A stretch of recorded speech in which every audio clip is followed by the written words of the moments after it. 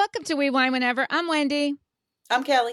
And I'm Lori. So this is our 100th episode. Very exciting. Very, very exciting. Dropped our very first episode on August 31st, 2023. Mm-hmm. And we are recording this on September 21st, 2024. So I am beyond proud of us because Me too. I think, we've come a long way. You know what I'm really proud of? I'm really proud that you know those exact dates. Because you would ask me and I would be like, I don't know, last year, the year never before. going to go to you for dates. Don't be coming to me for dates. No. No, we're not going impressive. to you for dates or numbers or... Nope. Or anything technical? Nope. Creative. You're the creative piece of this whole thing, Laura. Yes. And we appreciate that. I don't have a creative bone in my body, so I really appreciate that. So we are talking about The Real Housewives of Salt Lake City, Season 5, Episode number 1. And this one is called Costume or Couture. Oh, my God. So Yes. funny. That's a great title. It really was a great title. It was a good title. So last year when Salt Lake started, it had a really weird beginning where they were doing like the biblical verses. And then this year I thought it started weird too. They started with the ladies like in their confessionals with Heather kind of like narrating it. I felt like she was narrating it. First she was speaking, then we heard Whitney, and then we heard Angie, and then Mary, and then Lisa. One of the things I also thought was interesting, in the very beginning, the opening picture of the cast had Angie in the middle. Oh, I didn't notice that. And Heather and Whitney on opposite ends. And then it went, I wrote it down, left to right, it was Heather, Meredith, Lisa, Angie, Mary. I put new person because I didn't know her name at the time. And then Whitney. But then later on in the episode, there was a different cast photo and Heather was in the middle, which is where I feel she should be. I feel like Heather should be in the middle. I don't. I think Angie should be. I don't think Angie should be either. So I just thought that was a little bit interesting. One thing I wanted to bring up that I really did enjoy, because, I'm not this big Housewife fan, but I did like the new kind of cinematography. Like where they like zoom through the house and they did things where like all of a sudden somebody's like if Lisa was saying something, all of a sudden her voice would echo and then that would lead into like a flashback. Yeah. So I did like that. Yes. A lot of flashbacks in this episode. Mm-hmm. And Lisa's house was the only one where when you watched that zoom through, you really didn't get to see the outside of her house. Interesting. I feel like they've all upgraded their homes. Heather has a new home. Whitney has a new home. Mm-hmm. Meredith has a new home, but Meredith has a new home every season. Meredith has a new rental. Right. For 3 months. So I'm assuming Mary's still in her house. And I think Angie is still in her house, but now her house is up for sale. But not while they were filming. But those other 3 have definitely upgraded their homes.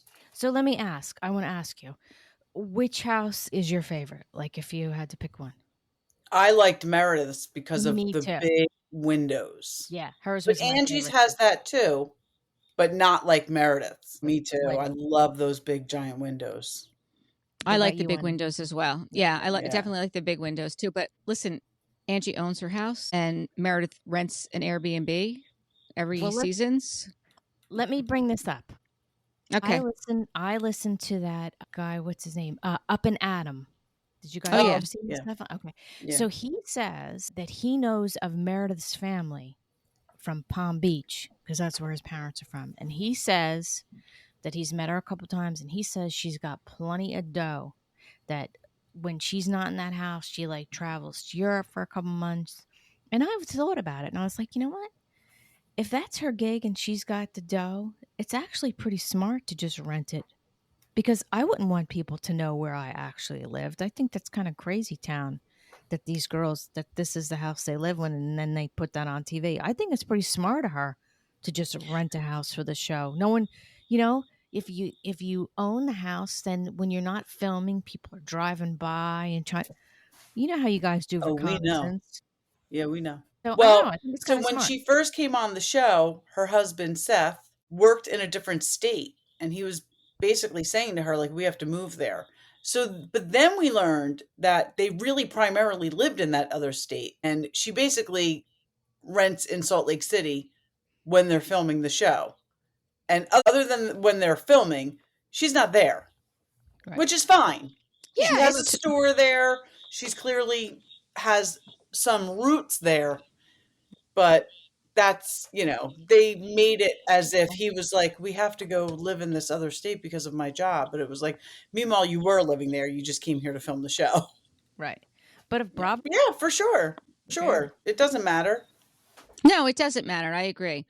So in the intro, Heather says the circle of trust turns on you. And then we start out with the Blue Sky Ranch, and Lisa is hosting the party, and she shows up with her sister-in-law, Kim, which I believe is the first time we've seen her sister-in-law. Yeah, I don't remember ever seeing her before.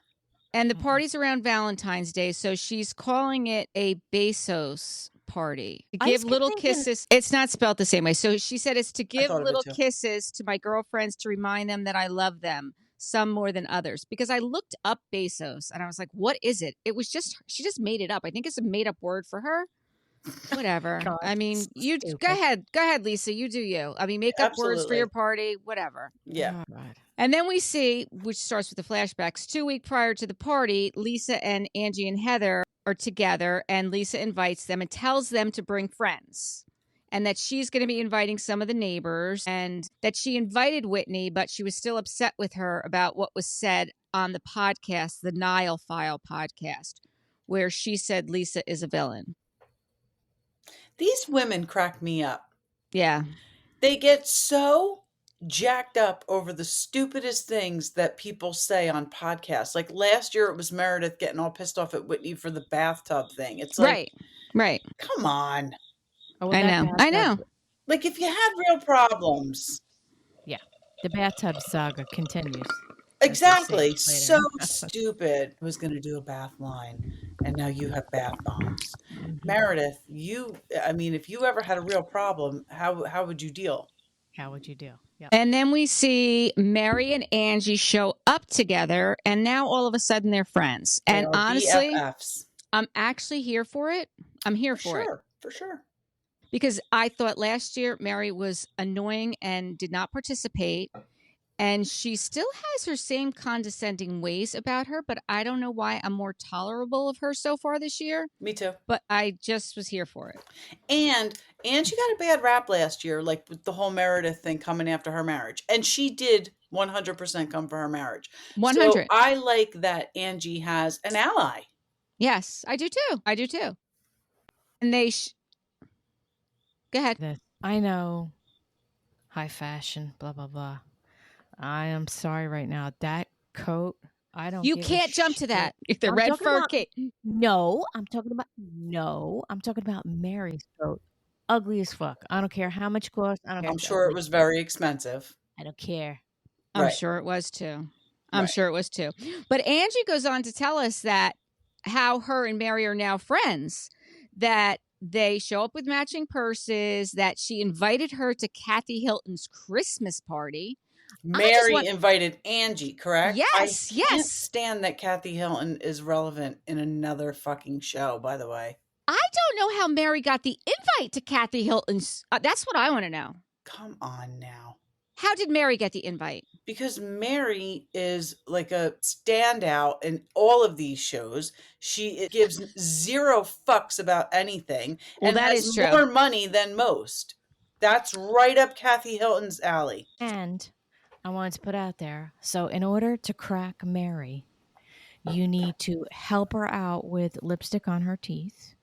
Oh, yes, yes. Okay. I didn't even notice. Yes, and you have to lose some significant weight because yes. That's what one has to do to crack Mary. Yes.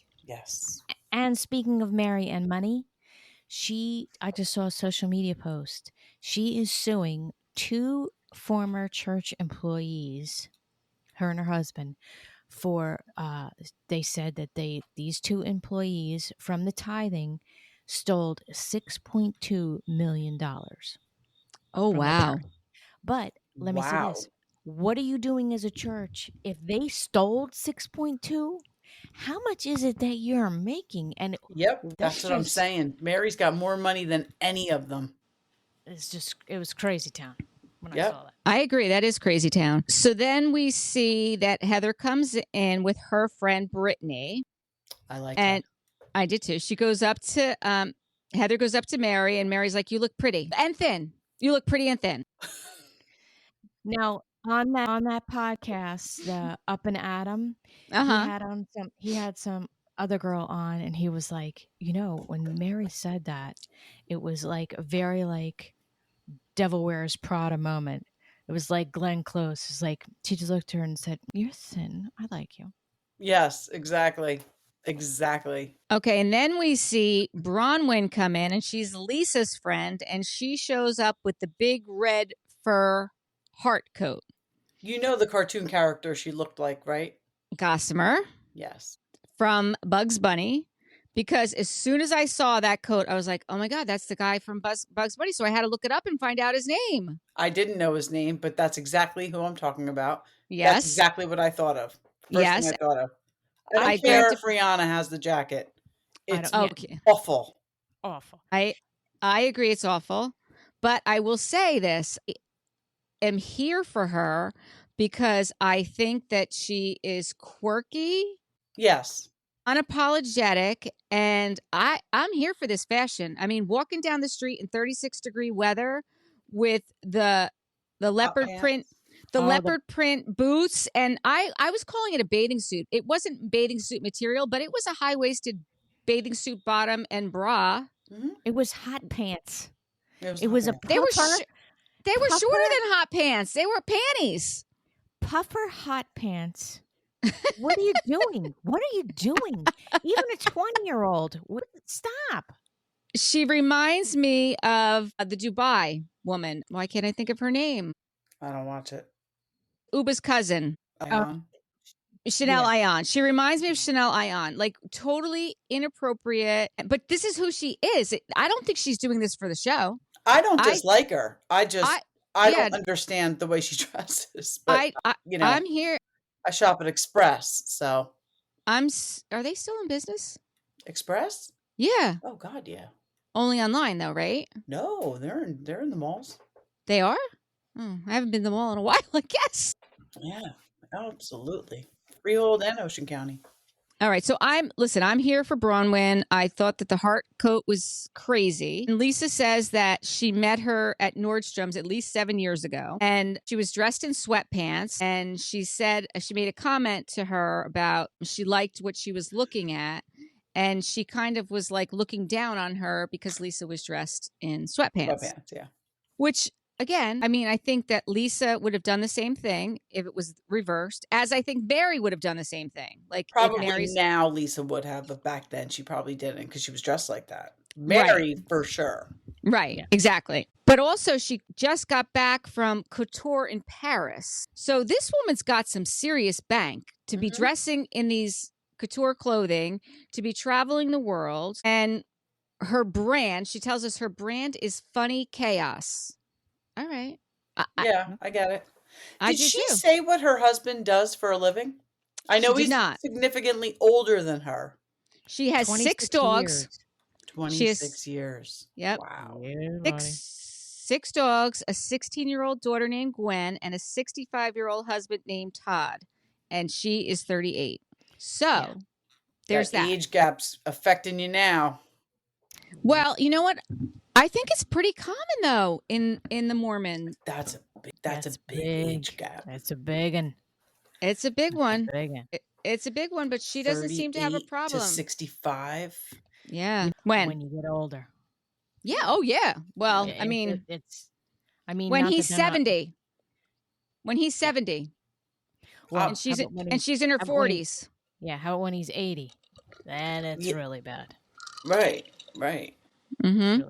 Listen, I don't think it's great now. Probably. Let's say they were skiing together. Yeah, he must be a young 65. Yeah, we'll see. Well, I mean, I hope we get to see a little more of him. To be honest with you, yeah, I like her, so I'm here for it. Meredith comes with her assistant, Jaime, and Whitney shows up with her friend Meili or Meili. I'm not sure how you pronounce it. She says that she has not seen or talked to Lisa in 2 months, and she keeps referring to New York, which we know is the reunion. Yeah. And she feels like she's not close with any of them after the reunion. So this is what I don't get. The reunion last year was all about Monica and really what Monica did. And the season really climaxed with Monica. So I don't quite understand, like, what happened between Whitney and Heather. I know that they fought at the end of the season. Well, Whitney and Heather, because of what Heather put in her book that was supposedly so offensive to Whitney. It's like, you painted your husband in your bed. Like, come on. Right. Stop it with the being offended. Right. About what she wrote in her book. And according to Heather, she told Whitney what she was writing in the book and she had no problem with it. So she was just making up a storyline, in my opinion. But to be mad still? Yes. Don't you remember when she was running out of it? Yeah, I mean, come on. Now, that friend of hers, Whitney's friend, is really not her friend. No. Why? It's just somebody that, she just got cast for the show. It's not like really. She's not really Whitney's actual friend. Interesting. She's just who came with, she just got cast for the show. Right. Okay, that is interesting. That's interesting. Then we find out her outfit was interesting. Very like Barbie core. She had I actually liked that. Oh God. No, not your gig. I will say I loved Heather's dress. I thought Heather looked amazing with the hearts all over her. I think that the only two people, the person dressed most appropriately for the venue and the event was Meredith. And after that came Lisa. The two I like the least. Well, I don't like any of them, but I like Lisa. All the other outfits were just not appropriate for the venue and the occasion at all. And Heather was in hearts and it was Valentine's Day. I liked it. So we find out that Britani was dating Jared Osmond, the nephew of Donnie and Marie, until the day of the party when they broke up. Mm-hmm. And in the Mormon culture, dating Osmond is the equivalent to dating Prince Harry. Yes, I had because that they're down. like they're Mormon royalty, right? Yeah, the Osmonds. Yeah, I mean, we knew that. Yeah, so they had been dating 6 or 8 months, and they had broke up 16 times. That's a lot of breaking up. That's a lot of breaking up. That's, I am way too old for that foolishness. Let me tell you something right now. And somebody yes. hurry. Yeah, that's what I was going to say. Like when I was a teenager, the breaking up was a lot. Right. But as an adult? Yeah, come on. And then Heather admits that she's on Ozempic and that it's long overdue for her glow up. Okay, it is what it is. Then Mary's talking to Bronwyn and she says that she loves her coat. And Bronwyn says, I love yours too because I have the same one. Mm. And then we see Britani come over and sit in between the two of them. And listen, I was here for this whole thing too. Me too. I would have said the same fucking thing. I would have said the same thing. I love your costume. Yeah. She says, ladies, I'm going to sit down here. I love your costume. And the look on Bronwyn's face and Mary's face. And Mary's face. I thought Mary was going to fall over. That was amazing. That was great. And then Mary's trying to explain to her that, this is not a costume. And then she goes on to say, well, I know I grew up poor too. And Mary's like, I didn't grow up poor. What are you saying? Right. And then I used to put bread in my pocket. You put bread in your pocketbook. I mean, it just kept going on. It just kept going on and on. I hope that's not the last time we see that girl. No, I agree. I'm here for her. I really liked her a lot. I like how Mary was in her like confessional. She was making fun of the that girl's fur coat. She was saying that he dyed burgundy. Now the lady said, "Now this is what I don't get because I have a lot of vintage fur." She says that this coat is over 150 years old. Nobody dyed their furs burgundy 150 years. Like what? Right. What is she talking about? Right. Just unless it was that old and it was recently dyed. You know what I mean? Maybe, yeah. Maybe it was. I know what you're saying. She had it dyed. I was just like, yeah. So then she says, "Okay, well, tell me about your coat." And she says, "Well, it's Saint Laurent, And we see the price show up that is $15,000. And there are 3 of them. Rihanna has one, I have one, and there's one in the museum. But meanwhile, like we said, she looks like Gossamer from Bugs Bunny. Yeah, exactly. It's ridiculous. So, whatever. You and Rihanna wasted your money, honey. Yeah, there you go. Well, I bet you Rihanna didn't buy it. No. Good point. And then Mary's talking to her about her office as now her closet and all the stuff that she has in there. And that's when she, she says, well, I grew up poor too. And Mary's like, no, not me. And then we see 3 weeks earlier, again, we do a flashback. And Heather was at Meredith's new rental, and she's telling her how she has had to have a breast reduction 3 times. This is bizarre. I never heard tell of this whole thing. I never heard tell Listen, I never have either. I'm going to tell you, I have big boobs, as you both know. Yes. Yes, you do. We don't. And yes, when I gain weight, they get bigger. And when I lose weight, they might go down a little bit. But never have I ever heard of anybody's boobs growing back. No, I think that's ridiculous. She said she started with a small C and then grew to a triple D. What? Yeah, I mean, come on. It's kooky. I never heard tell of this. Right. I've never heard of that before either. No. So I feel like it's got to be real, though. I mean, somebody can fact check this. It's not like we can't. It's not like there's not Google. I mean, I didn't. Yeah, it's not like there's not Google, and there's not like there's not doctors. Like, why would you make that up? I mean, she's basically saying she got it reduced and the breast tissue grew back. Yes, that's what she's saying. I mean, I know when you have a lot of surgeries, you get a lot of scar tissue, and the more surgeries you have, the more scar tissue you have, and it's like it's like a vicious cycle. She's but skinny. I'm just saying maybe that it's the same thing. I don't know. It sounds a little. Yeah, it's odd. Yeah, I don't. It is believe odd. the word that comes out of Meredith's mouth. Let's put it that way. Then she goes on to say she's trying to figure out where she stands because she felt like in Bermuda, everyone was gunning for her because they really were. I mean, before we found out that it was Monica, they were pretty much blaming everything on Meredith. They were blaming all the rumors on Meredith. They were blaming a lot on Meredith. Well, I mean, the Angie stuff did come from Meredith. How about that scroll Angie pulled out? Oh my God, that was great. She wanted Meredith to apologize to her for. Yep. That was amazing. Definitely, yeah, but you know what? That was definitely like, it was just too over the top. She just came in like a jet engine, like crashing on fire with like her scroll and her. Yeah. It was just a little much. Yeah, because she's like, I heard you wanted an apology from me. These are the things I need an apology from you for. It was very rehearsed. Oh, yeah. Yeah.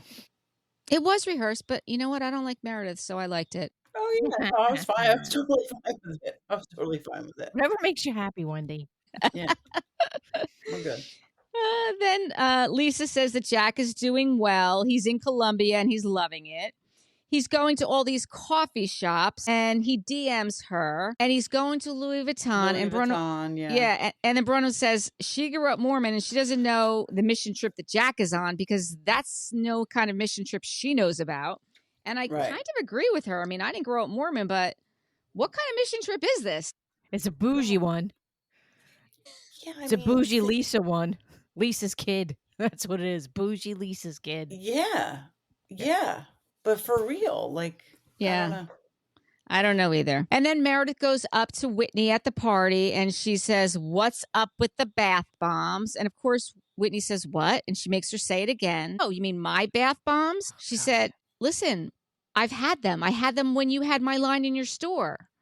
Whitney's like, I don't have a problem with you. But whatever reason, Meredith likes to create something like she did. And she makes it all about herself. And it's it's not about you. No, it really wasn't. It wasn't. And according to Whitney, she had the bath bombs for years. Right. Which I believe that she did. I believe it too. I mean, why are you going to lie about that? And then you mentioned that. Got her lips done more, Meredith. I feel like they're even bigger than last season.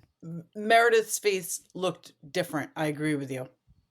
Her face looked different, more like sculpted. So maybe because her lips are more pronounced, everything else seems I don't know what it is. Yeah, they all get their shit done on the off season. Oh, they do. They definitely do. I mean, I remember that Sonia like every off season, she would get like a whole like makeover. She'd do a detox, she'd do a tummy tuck, she'd do a face, like she would do everything. Yeah. And she'd come back like a new Sonia. Oof. And then we see that, like you said, the scroll where she, Angie brings out her scroll. Britani is talking to Mary and Bronwyn, and she's telling her about her stepson is 6 months older than she is. And then Whitney mentions that her stepson is a couple years younger than her. That's just weird. But I'm sorry, it's weird. I cannot imagine having a stepson that's older than you. That's weird. That's weird. That's weird. Yeah. And you know what's even weirder? What? It's weirder that you're like making this like your tagline, like this is what you're all about it. Like, right.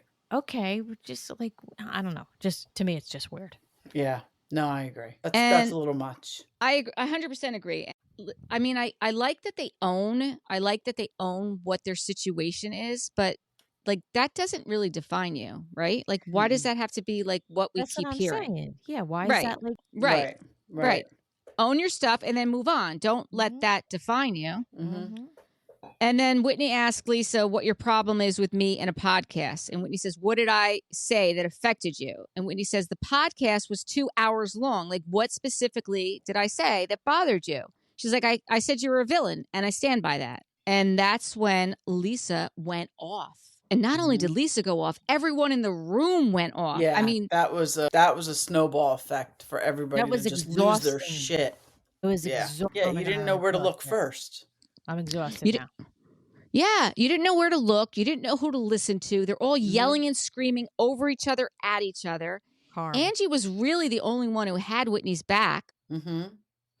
I mean, Heather was jumping down her, Lisa, Meredith. I mean, actually, I don't think Mary said anything. Did Mary say anything? I don't think Mary did. No, Mary was talking about how she wasn't going to eat meat because she didn't want it stuck in her intestines for 9 months. That's right. I mean, she comes out and you think like, the fuck is she talking about? And then I find myself thinking, oh, maybe she's right. Is that true? Because I'm going to be a vegetarian now if it is. Right. And you know what the best thing is with that whole situation is when they were, when they originally met and they were on the couch with the lady with the heart thing and yes. Now Mary gets seated next to her and Mary says in her confessional that she couldn't relax sitting next to her. But that's because Mary is thinking that chick is stealing rolls now. Like, this is what she does now because Mary's thinking, well, you know what? When she was little, she didn't have a purse. So exactly. Now, this is what's going on in Mary Cosby's mind. Amazing. It's great. Amazing.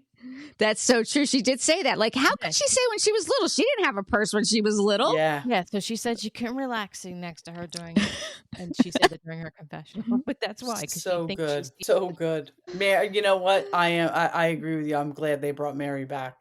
Because isn't she divorcing her husband? Didn't we read that? I heard that she's divorcing her husband, but I don't know. Like, we haven't seen anything about that recently, have we? I know. Oh, I'll have to look into that.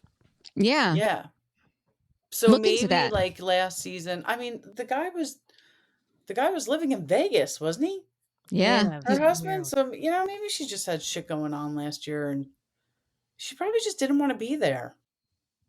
Look, but this season, I mean, so far, fantastic. I'll be honest with you. I don't want to, if it's going to be all this yelling and screaming back and forth. No. I don't like it. Totally agree. And I also didn't like when Lisa kept saying to Whitney, maybe you're on a different healing journey than I am. Like, and then Whitney's like, you're throwing my trauma in my face. Yeah, I don't know. What trauma is she talking about? Well, Whitney did mention that last season, in the beginning of the season, that the childhood trauma when she was younger that she kind of realized, and she doesn't talk to her father anymore. That happened to her. Like there's definitely something that she's working through, and she let us know that. And I agree with her. Like, why is Lisa throwing that in her face? I really don't get what it is that they're so mad at Whitney for. I don't either. But a podcast. The thing is that if you are on a healing journey and you are trying to repair something that happened to you in your childhood, you're probably not gonna throw insults at other people and be shitty. And Whitney was being shitty. So I get what Lisa was saying. I really do. I had a conversation today. I work with this nice young girl. I think she's in her early 30s at the salon, and she's got a little girl, and she's been through some stuff, and she was telling me about something that went on in her life. And she's like, I can't, you got to want to help yourself. And you can't use something that happened to you 15 years ago as an excuse to like not move on for bad behavior. Like you have to move on. Right. And I really like this girl. She's so sweet. And I thought, you're right. Like I'm sorry for Whitney that she had that childhood trauma, but if you're really trying to grow and move on from that, you're not going to go on a podcast and shit talk other people. But what did she say that was so horrible? She called Lisa a villain. Yeah, that wasn't terrible. But that's what I'm saying. Like, what did she do that was so horrible? And if you had a problem with the podcast, then call her up then. Yeah. You're gonna wait and fester about it and start flipping out at her at your party? But listen, that's what she gets paid to do. It's production. And if you're gonna go on a podcast and call somebody a villain, you can't get mad when they say to you, I don't, something about your healing journey. Like, you're hurling insults at each other. Don't bring up your trauma. Because I'm sure Lisa's got trauma too. So if you're going to be shitty to her, she's going to be shitty to you. But it's just nonsense anyway. Why would you go to somebody's event that they invite you to when you know that they're pissed at you? Come on, it's just all made up. Right. Well, you have to go because they're filming. And it's not, it's you know what it is? She probably could have not gone, Whitney, but she's not going to not go. She's not going to let them film without her, because then they're all going to be talking, standing around shit talking about her. Right. Yeah. I don't know. I'm glad that they're back. I just hope it's not this toxic thing, because honestly, after New Jersey and the toxicity that went on there, totally agree. I don't want to do that again. Can't take any more. And even what's going on with the OC and that toxicity, I want fun and family. I want fun and family. I want to laugh. Like, can we see these girls going on a trip and having a good time? Right. That's what I want. I'm tired of it. Mm-hmm. I like that. Like, let's do that. Can we go back to the Trixie Motel? Can we go to Cabo San Lucas? I don't know. Do something fun. Do something. Right? Because honestly, I'm not into it. Like, $1 Million Listing is so good right now. Well, now it's over, but like, it's over. Below Deck. Like, I'd rather watch that stuff, because this is just exhausting with these women. Lisa throwing that drink. Oh my God. That was craziness. I mean, she threw a glass at her own party. Right. And it's so interesting to me because it started off so good. Like I said, they had the cinematography. They had that whole narrative in the beginning, that intro about, signing up to a television show. You allow people into your home and your lives, and we share what other people try and hide, and then wait for the world's opinion, and we tell our deepest, darkest secrets, and we share our marriages and mistakes, and the whole circle. It starts out so cool like that. Then you go into the party with all the fashion. You're like, okay, fun. And then you get into the dinner and you're like, no. Right. No. Right. Stop yelling. Yeah. All right. That's it. I have nothing else to say about Salt Lake City. So Me neither. All right. Until next time, thank you for watching and listening to We Wine Whenever. Please follow us. Give us some comments. 5-star reviews would be great. And we'll see you soon. Bye. Happy 100. Happy 100. Yeah, happy 100. All right.